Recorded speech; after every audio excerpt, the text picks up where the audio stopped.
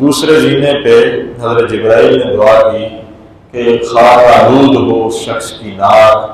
جس کے سامنے آپ کا نام نامی آئے صلی اللہ علیہ وسلم اور وہ آپ پر درود و سلام نہ بھیجے۔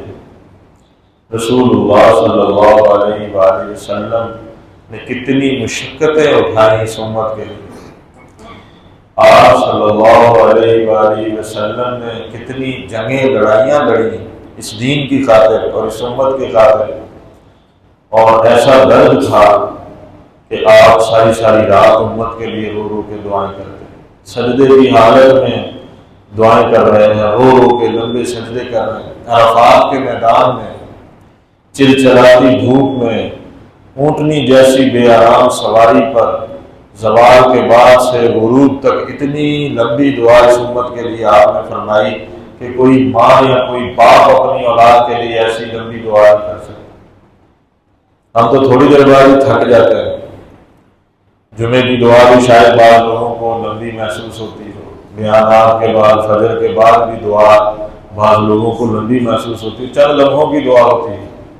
اور ہم اس کے بڑے محتاج ہیں، لیکن رسول اللہ صلی اللہ علیہ وآلہ وسلم آخری وقت ہے اور امت کے لیے پوچھ رہے ہیں کہ پہلے پوچھ کے آؤ اللہ سے کہ میری امت کا کیا بنے گا۔ جب حضرت جبرائیل نے آ کے بتایا کہ حضرت اسرائیل باہر کھڑے ہیں اور اندر آنے کی اجازت چاہتے ہیں، تو اللہ تعالیٰ نے کیا فرمایا کہ ہم آپ کی امت کو اکیلا نہیں چھوڑیں گے۔ اور پھر وہ موقع جب یوم یفر المرء من اخیہ و امہ و ابیہ و صاحبتہ و بنیہ لکل امرئ منہم یومئذ شأن یغنیہ، سب ساتھ چھوڑ جائیں گے۔ اس وقت رسول اللہ صلی اللہ علیہ وسلم اپنی امت کے لیے دعا کریں گے۔ دونوں موقع بڑے مشکل ہیں، ایک آخری وقت بندے کا بہت مشکل ہے، اس وقت بھی امت کی فکر، اور دوسرا موقع حشر کا میدان اور اللہ تعالیٰ کی ذات جب حساب نہیں لے رہی ہوگی اس دن کی ہولناکی کی، اور اس دن انبیاء بھی کہہ رہے ہوں گے نفسی نفسی، اس وقت رسول اللہ صلی اللہ علیہ وآلہ وسلم اس امت کے لیے دعا کر رہے ہوں گے یا ربی امتی امتی یا ربی امتی۔ تو ایسی ذات اور ایسی ہستی، ہمارے سب سے بڑے محسن ہمارے والدین بھی نہیں ہیں، ہمارے سب سے بڑے محسن ہمارے اساتذہ بھی نہیں، سب سے بڑے محسن حضرت محمد صلی اللہ علیہ وآلہ وسلم ہیں، جنہوں نے ہمیں اللہ کی پہچان دی، جن کی نسبت ہمیں حاصل ہوئی، شفاعت انشاءاللہ حاصل ہوگی، جن کی نسبت سے قرآن ملا، کلمہ ملا۔ تو آپ صلی اللہ علیہ وسلم کا حق ہے کہ جب آپ کا نام آئے، مسئلہ یہ ہے کہ مجلس میں اگر جیسا کہ بار بار نام آ رہا ہے تو مجلس میں ایک دفعہ کم از کم درود و سلام پڑھ دینا یہ واجب ہے، زندگی میں ایک دفعہ پڑھنا یہ فرض ہے۔ ان اللہ وملائکتہ یصلون علی النبی یا ایھا الذین آمنوا صلوا علیہ وسلموا تسلیما۔ جب یہ آیت نازل ہوئی تو رسول اللہ صلی اللہ علیہ وسلم کے پاس صحابہ آئے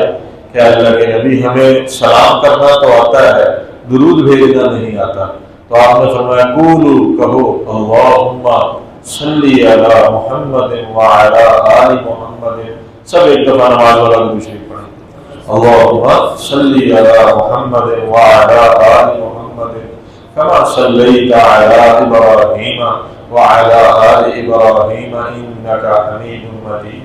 اللہم بارک علی محمد وعلی آل محمد کما بارکت علی ابراہیم وعلی آل ابراہیم انک حمید مجید۔ تو علماء فرماتے ہیں یہ سب سے افضل درود ہے، اور صحابہ ایک دوسرے کو کہتے ہیں میں تمہیں تحفہ دو، اور وہ تحفہ کیا دیتے؟ درود شریف سکھاتے دوسرے کو۔ تو درود شریف کسی سیغے سے بھی پڑھ لیا جائے، چاہے اتنا ہی ہو صلی اللہ علیہ وآلہ وسلم یا صلی اللہ علیہ وسلم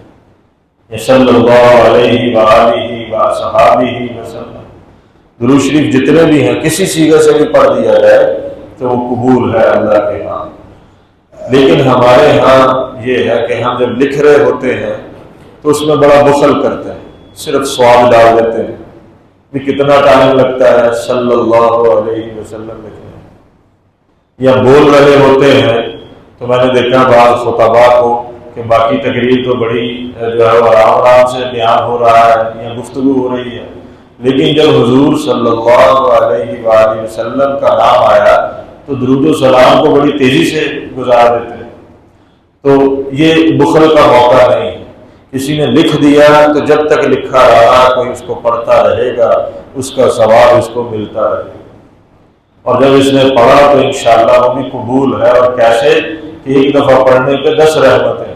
اور 10 گناہ معاف اور 10 درجات بلند ہیں، تو کتنا وقت لگتا ہے؟ روزانہ کوشش کریں کہ معمول بنائیں۔ تو دوسرے